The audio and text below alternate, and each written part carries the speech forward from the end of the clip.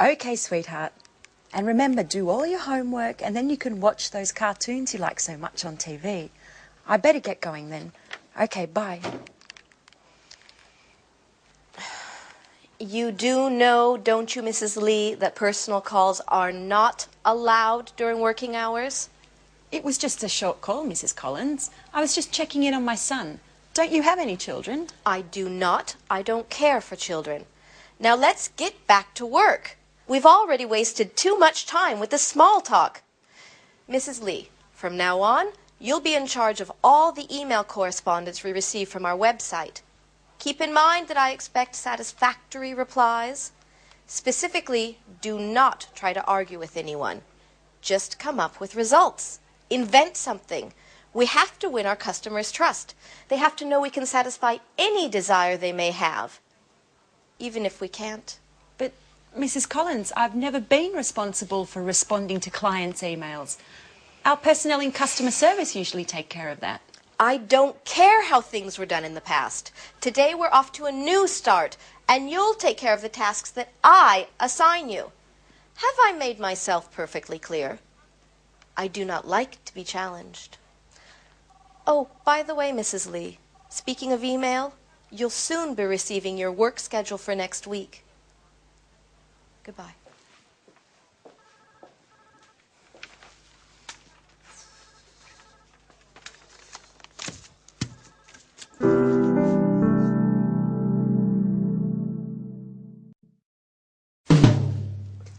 So, this client who just purchased a pair of outdoor shoes would like to receive a Spectre catalogue. Dear client, first of all, congratulations on your purchase. In exchange, would it be possible for you to spend 5 minutes at our company website completing a customer satisfaction survey?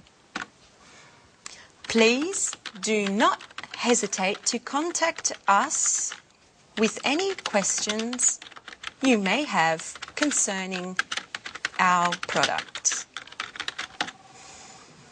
Yours sincerely.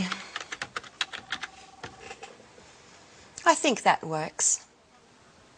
Who would have ever thought I'd end up doing a job like this? Now that that spiteful woman has arrived to order me around, I'm tempted to give it all up.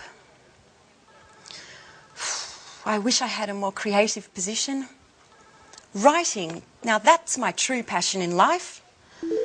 An email from Mrs. Collins. Mrs. Lee, attached you will find your work schedule for next week. Don't forget to keep this in mind at all times. I do not want any more time wasting. She manages to be a royal pain even when writing an email. I don't think I'm going to hold up for much longer. Another email? What the hell does she want this time? Oh no, it's from Mr. Chang. Dear Victoria, I wanted to send my regards. I'm truly sorry that things have gone so terribly wrong. We worked very well together and I highly appreciate the mutual respect we had for one another. I know that between you and Mrs. Collins there's no loss of love. You'll have to believe me when I say that I find her highly unlikable as well. Stiff upper lip. You're an asset to this company and I'm sure you'll do very well. It's been a great pleasure knowing you and please keep in touch. Let me give you one last piece of advice. In China, when we are sad or angry, we have a way of relaxing which always works. We close our eyes and have a good laugh. Try it and you'll see that it works. Oh, Mr. Chang, I'm going to miss you. He really was a nice person to have around. Let's try his method.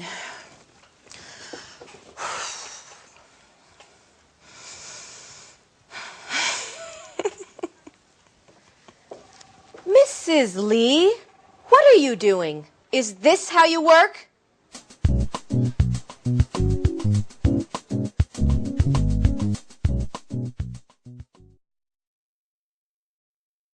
Emails, emails, emails. And that's what we're going to talk about now. Because when you're writing emails, you need the flexibility to move from a formal style of writing to an informal style of writing. Because if you're writing, for example, to new customers, new contacts, to your superiors, where there's a distant relationship, then you need to use formal language. If you're talking to colleagues and friends, with people with whom you have a well-established relationship, then you can use informal language. But you need to be able to move from one to the other with ease, and it's not so simple. So I'd like to give you some examples of differences between formal and informal expressions that we very often use in emails. Let's look at the screen to help us with this. Now, look at this example here.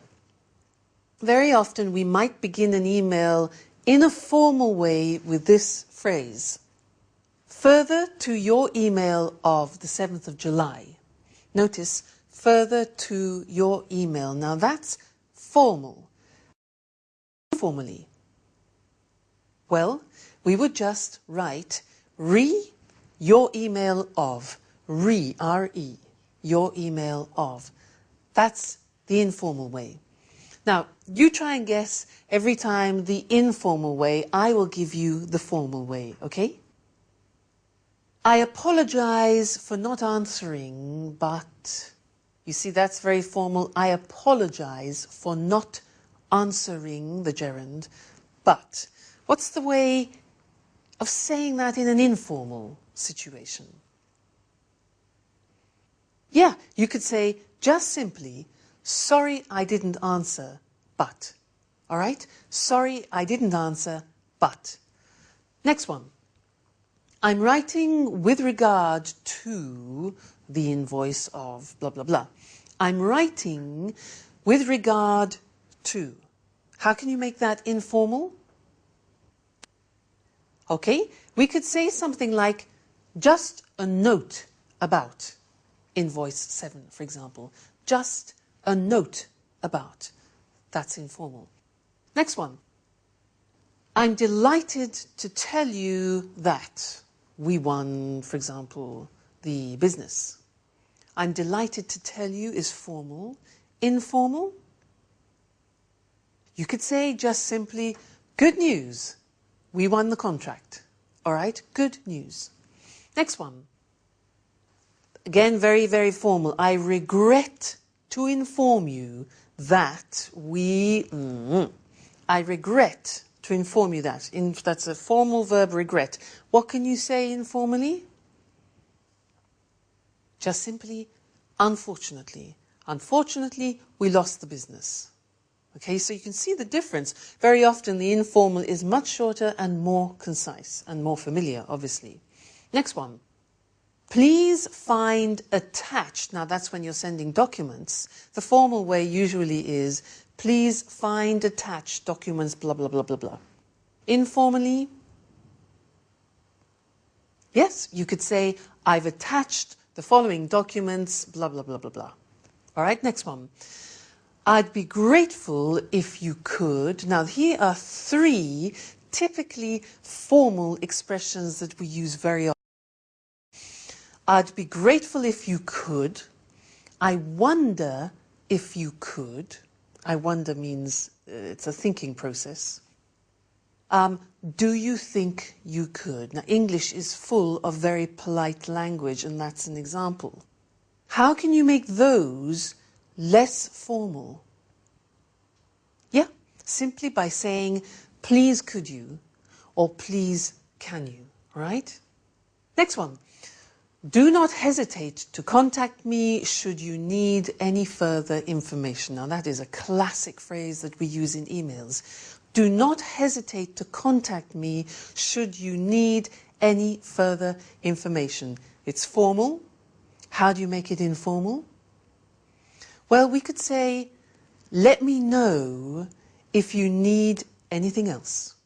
Quite simply, let me know if you need anything else. All right? Next one. At the end, often, of emails, you could say, I'll inform you on any developments. I'll inform you on any developments. Let's make that informal. We can say, I'll keep you posted. I'll keep you posted, which is an unusual expression. To keep someone posted, you need to learn it by heart, okay? And the last one, again, is a classic phrase. I'm looking forward to seeing you soon. I'm looking forward to seeing you soon. Informally could be just, see you soon, best wishes. All right? Good. So I hope that helps you be able to expand your repertoire of formal and informal language, because it's important for you to give the right impression when you're writing. Good. So that's all for now. In the next lesson. Bye.